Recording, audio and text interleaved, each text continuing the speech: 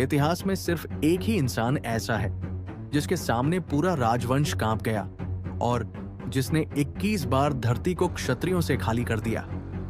पर क्या सच में ऐसा हुआ था या इसके पीछे कोई गहरी हकीकत छिपी थी?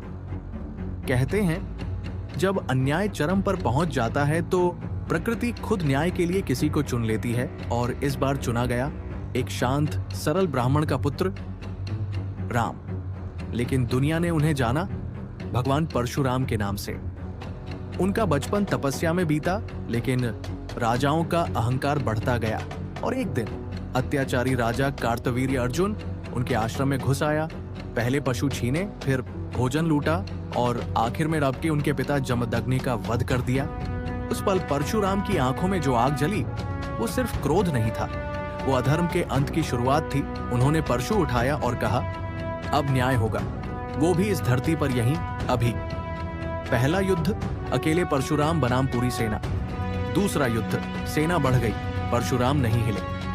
तीसरा, चौथा, पांचवा, हर बार क्षत्रिय लौटते, हर बार परशुराम तूफान की तरह टूट पड़ते। इतिहास कहता है परशुराम के वार से धरती कांपती और उनके कदमों से पर्वत थरथरा जाते थे।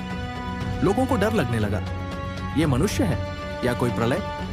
और ऐसे ही उन्होंने 21 बार क्षत्रियों का संहार किया। 21 बार पूरी धरती कांप उठी।